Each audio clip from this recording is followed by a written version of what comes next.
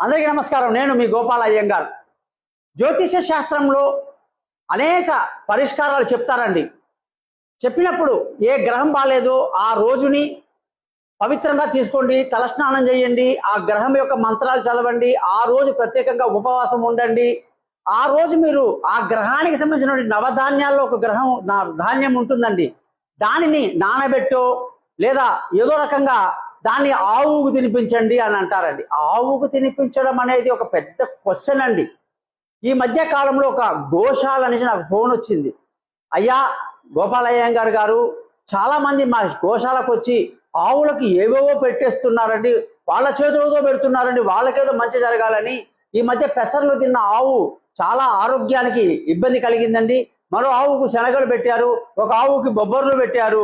ఇలా ఏది పడితే అది ఆవులకి పెట్టడం, అందులో మంచి క్వాలిటీవి లేకపోవడం వల్ల తక్కువ స్థాయిలో తక్కువ ధరకి కొని తక్కువ చీపుగా దానికి పెట్టడం వల్ల వాడి ఆరోగ్యం పాడవుతుందండి. దయచేసి ఈ పద్ధతిని మార్చుకుంటే మంచిది.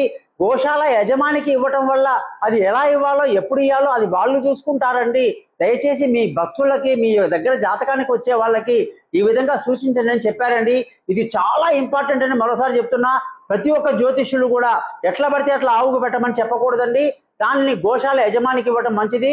మనం ఆవులకు ఇవ్వటం వల్ల కొన్నిసార్లు వాటికి అనారోగ్యం జరగడం వల్ల మహాపాతకం, చాలా పెద్ద తప్పు జరుగుతుంది. దానికి మనమే శిక్ష అనుభవించాలని మరోసారి తెలియజేస్తూ, ఇలాంటి దురాచారాలు ఏమన్నా ఉంటే కూడా మీకు తెలిస్తే ఈ నెంబర్లో కాంటాక్ట్ చేయండి, మీ ఫోన్ నెంబర్ రాయండి. నమస్కారం.